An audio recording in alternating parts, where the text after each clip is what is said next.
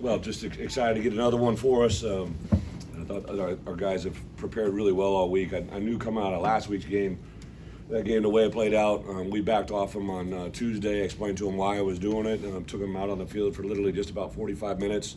We did double amount of walkthrough. I said, hey, if you guys can take care of us on Saturday, I'll take care of you this week. So we really backed off them physically on Tuesday. Wednesday, tapered it down a little bit. I knew they were antsy to get out there and play. Thursday was a really good work day, and today you saw the result of it. Today didn't happen because of this week. It's happened because of the way we've done things since January. Couldn't be more excited, from Tommy to do what he did, and Chase, the offensive line.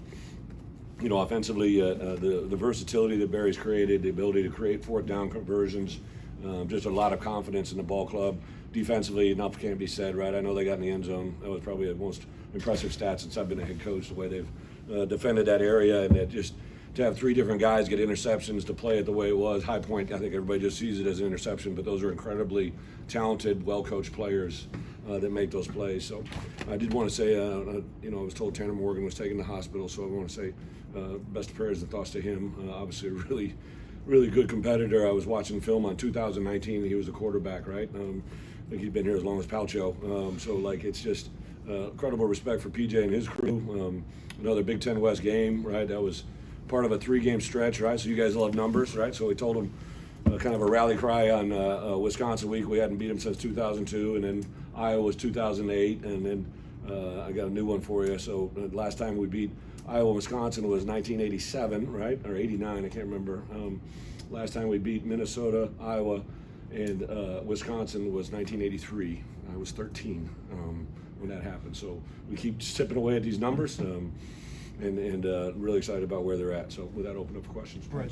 Minnesota really couldn't get anything going in the passing game. Could you comment on the game plan defensively and obviously the execution? Ryan and Aaron, we really take a lot of time during the spring and winter of breaking on the ball, reading the quarterback's eyes. There's a play last week, Matt Bailey. When we signed Matt Bailey out of Moline, he played very few snaps at middle post safety. He played a lot of corner, different things, different positions. In that Iowa game, there's a play when their tight end, whatever the tight end, 84, right? He's running a Laporte, yeah. He's running a middle route, and you see Matt Bailey break before the quarterback comes out of his throw. And I stopped it in front of the team on Thursday night, and I said, Matt, where did you learn this? And he said, Coach Walt. And it really made an impression on me. Here's a true freshman, 6 games into it, that did something. He broke up a route of a great player that could be a first-round draft pick. And that's what you see with Quan, Sid. They defend every pass. I saw a PFF stat the other day where 2 of the best defenders in the country both play for us. It's just, I think, a great indication of really good players that are coached really well. I think Bret told me they had 6 completions. Like, that's an unbelievable stat. So, yeah, excited for this group. We really need this bye week. This came at a great time. We'll take care of them. Do a lot of developmental practice. I'm on the road 4 days this week, recruiting all over the country, Sunday and Monday and Thursday and Friday. So we'll take advantage of this time in several different ways. Brett, to beat these 3 Big Ten West opponents sets you up tiebreaker-wise, sets you up to run at things that this program hasn't done. How did you guys get this during this stretch, and how do you prepare them for what's ahead? When we beat Wisconsin at Wisconsin, they gave me a game ball inside, right? And at one point, I told the crew that I'm going to give them a game ball. What I didn't tell them is I was going to hold it till after this week, right? Because I wanted to be able to put on that game ball that you beat Wisconsin, Iowa, and Minnesota. I'm going to put it all in one big ball, right, that they can have for the rest of their lives, because they're doing some things that nobody else has ever done. I appreciate the question. I know there's a Big Ten West chase, but our guys don't really talk about that. I put up the Big Ten standings and showed them where both of us were and the other teams that were there or ahead of us. So all we can control is our bye week, and then get ready for Nebraska and see where it goes. Your comments on Tommy's toughness, just not only playing today, but several weeks on that ankle that's not 100%. Yeah, Tommy's an incredibly tough kid. Last Sunday, everybody's concerned about Tommy. I was concerned about Tommy. My wife always texts me and calls me, but every day the first thing she would say, I didn't even get hello to my children. Is Tommy playing? So that's where. So. We were waiting for, we were going to go dye the water fountain orange, and Tommy rolls up on Sunday, and he's got a black fleeced robe a pair of eye shades on, that you wear in the sunlight right up on his forehead, a pair of slippers on one foot and a boot on the other, and a bag of McD's. And I told him he looked like a guy right out of Breakfast Club, right out of the movie. Of course, he didn't have any idea what that movie was. Right? He walked in and asked JB, he goes, "Coach, I look like a guy out of Breakfast Club. What is that?" So I had a feeling he was going to get better in a hurry. He truly did practice a little bit Tuesday, and then he was good to go all the way from Wednesday on. And I always tell you guys, I don't want to mislead you, but if it can give us an advantage, I definitely, that's why I kind of came out with it today. It was starting to break a little bit, and Tommy's incredibly tough, competitive. O-line does a lot of it. I told him all week, hey, we got to practice. One of Barry Lundy's goals this week, goal number one was to protect the ball carrier and the ball, right? So kind of takes it. A lot of people say protect the ball, but he wanted to protect our ball carriers, and for Chase to get that many touches to come out on the back end. I do believe Josh will be with us when we go to Nebraska. He practiced this week twice, just wasn't quite there. So we want to be really smart with him on the back end here of what he can do. It's not unusual maybe for coaches to be able to have that week by week focus, but what does it take to get 18 through Tommy's 24-year-olds to do that as well? It may sound silly, right? But I believe that focus came in January. I'll lay out the schedule every week and put it in front of them. Like we had 15 spring practices, right? I felt we played good enough to win in 14 of those 15, and I made them understand the one that we didn't, right? They'd be able to tell you when that was. We go into our fall camp, we talk about what we're doing. I laid out the schedule on Sunday and Tuesday to what we're going to do this week. I think it's my responsibility. I always tell those guys, hey, you just come up, show up, do your job, and let me take care of the rest. And I think our coaches have a tremendous amount of faith in our guys. So it's a really special group. They're a lot of fun to be around. How do you feel like with DeVito throwing the ball, Chase with another 100-yard rushing 8 times in a row, with the bye week coming up, what makes this team so, like, as far as defensive-wise, they're just tearing it up? Yeah, they're hungry. They got good players. Good players that play with a lot of confidence. I think it's really easy to get guys that believe they can do something to do it, and they have no doubt in their minds that they'll be successful. They have a little edge to them, be honest with you, right? They got a little edge to them. I don't mind jumping on them a little bit because they kind of get sassy back, and it's kind of a little bit of that. I think Ryan and the defensive staff, obviously Ryan gets a lot of credit as he should, but Kevin Kane, Aaron Henry, Andy Boo, Terrence Jamison, our defensive quality control guys. There's a lot of people doing their job well. Chase Brown, 41 carries. Maybe nobody deserves a bye week more than him, but how outstanding has he been through these first 7 games, and how much rest is he obviously going to get? Yeah, he won't be doing much this week. You guys could hang out with him for all I care. I think it also shows his preparation. I've heard him say this, and he and I.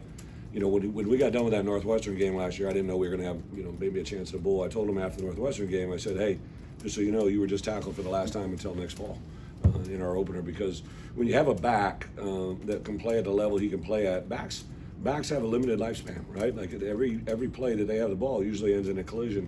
And one thing I've learned, right, and I see my backs that I've had in the past, James White, Melvin Gordon, Alex Collins, these guys play 8, 9, 10 years in the league. And I think other programs that treat them like meat squad, right? Like they don't take care of them in practice, they don't take care of them in their training, and the byproduct is they have a shorter career. And Chase understands that. He takes incredibly good care of his body. We went to Indianapolis for media day, and I had Chase and Sid with me and Quan. And I remember sitting down to dinner. As a head coach, you don't get to take your players to dinner very much, right? And we were sitting in a hotel Italian restaurant, and Sid looked at Chase and he's like, "Should we get a Coke?" And I'm like, "Yeah, I live on the edge, man. And, I got an iced tea." It was like, that's kind of sums up them in a moment. Like to have a Coke was a big deal, right? What do you have for breakfast? I had egg whites and chicken sausage, right? Like that's just how they are. They take really good care of their body, which in turn makes them a great player. Coach Ed, Tough day last week for Isaiah. Yeah. Did you guys have any conversations over the course of the week? And then secondly, when was he cleared to be? Yeah. So I made sure I grabbed him on Sunday. Those conversations could stay between us, right? Shoot him. He and I text quite a bit sometimes. He's just a really. I had a feeling this was going to happen today, right? Like you don't have a young man like that doesn't respond that way. I think him and Taz both basically had the same condition. Both of them went through the concussion protocol and were cleared by Thursday, I think it was. So they really didn't get limited much. We backed off Isaiah a little bit more than Taz, but Taz is right back there in the gun of it. D'Arcangelo, And then obviously Tommy, like, I will tell you this: winning helps people heal, though, too, right? Like, Tommy basically said, "I'm playing in this game." When I saw him on Sunday, so he doesn't get the final say, but we make him think he does. But it's fun to be around those guys because they want to get back out there. Coach, yards-wise, you were balanced on offense, even though Chase had a lot of carries. Is this the dynamic offense that you envisioned when you hired Coach Lennon? You know, Barry and I, the cool thing is, like, we're 7 games into it now, and I think he feels, I just kept saying all week, man, this is going to be good for us, because really this defensive scheme carried over a lot from the Iowa game, just what they play in technique. So I knew Barry would have a little bit of extra things oiled up. I thought his ability to get the ball on the perimeter, kind of wear him out, get him spaced out, then hit it up inside with some run game, very creative and dynamic on 4th down. The players just respond so well to Barry. I'm not going to let you guys in there, but at practice, like when he does this Friday walk, him and Wald on both ends kind of just run a 30 to 45 minute walkthrough, and it's just both those guys talking, and it's pretty impressive to watch. Not necessarily what they're saying or what they're talking about, but to see the players engaged at a high level is pretty awesome to do. But as you go over the program a year and a half ago, I know you have goals and aspirations, but do you think that you see so much success now? I thought when we got done at the year last year, like I said it and I wasn't making it up. I don't think a lot of people wanted to play us at the end of the year last year. Thought we were playing really well. I knew I was going to lose some good players, but the recruiting portal has been great to us. Our development has been great to us.